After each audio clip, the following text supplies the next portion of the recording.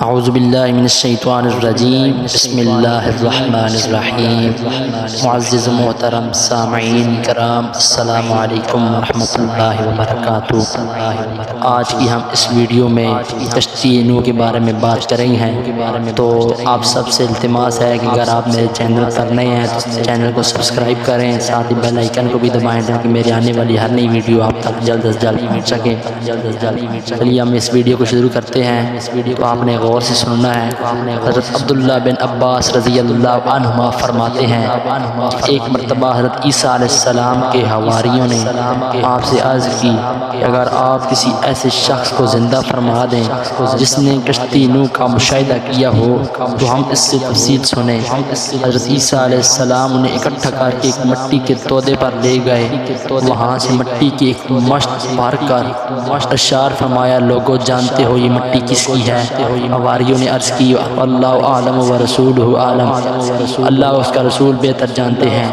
آپ نے فرمایا یہ کعب بن نوح علیہ السلام کی مٹی ہے۔ آپ نے مٹی کے تودے پر اپنا عصا مارا اور حکم دیا، کم باذن اللہ، اللہ کے حکم سے اٹھ۔ فوراً ایک سفید بالوں والا شخص اپنے بالوں سے مٹی جھاڑتے ہوئے اٹھ کھڑا ہوا۔ حضرت عیسیٰ علیہ السلام نے اس پورے شخص سے پوچھا، کیا تو اس بڑھاپے کی حالت میں مرا تھا؟ اس نے عرض کیا، نہیں، میرا وصال تو جوانی کی حالت میں ہی ہوا تھا، لیکن ابھی اٹھا، یوں لگا کہ قیامت پپا ہو گئی ہے۔ اسی ہولناکی کے خوف نے میرے بالوں کو سفید کر دیا۔ حضرت عیسیٰ علیہ السلام نے فرمایا کہ ہمیں سفینہ نوح کے بارے میں تفصیلات بتاؤ۔ اس نے کہا کہ حضرت نوح علیہ السلام کشتی 1200 گز لمبی اور 600 گز چوڑی تھی۔ کشتی کے 3 حصے تھے، بالائی حصہ پر پرندے، درمیانی حصہ میں انسان اور نچلے حصے میں وحشی جانور اور دیگر جانور تھے۔ جب نچلے حصہ میں جانوروں کے گوبر اور لید کافی حد تک جمع ہو گئے تو حضرت نوح علیہ السلام کو وحی الہی کے ذریعے حکم ہوا کہ ہاتھی کی دم پکڑ کر جھنجھوڑو۔ آپ نے دم جھنجھوڑی تو وہاں سے خنزیر نر مادہ گر پڑے۔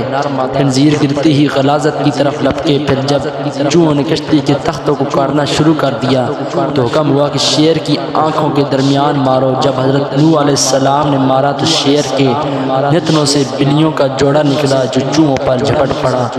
آپ نے مزید پوچھا کہ بتاؤ حضرت نوح علیہ السلام کو کیسے پتہ چلا کہ سارے شہر غرق ہو چکے ہیں؟ تو اس نے تفصیل بتاتی ہوئی کہا کہ حضرت نوح علیہ السلام نے کوے کو بھیجا کہ زمین کے حالات معلوم کر کے آؤ۔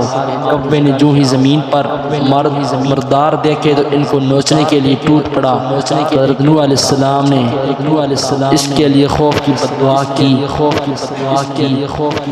اس لیے وہ گھروں سے مانوس نہیں ہوتا۔ پھر کبوتر کو بھیجا، وہ اپنے چونچ میں زیتون کا پتا اور اپنے پاؤں کو مٹی سے آلودہ کر کے واپس پلٹا۔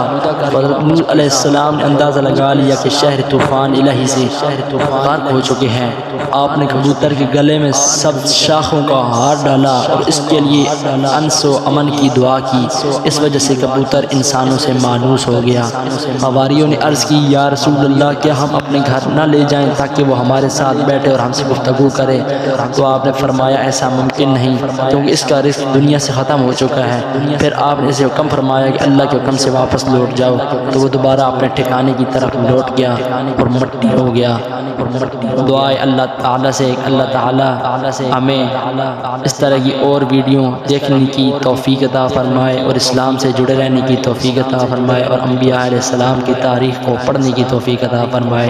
والسلام۔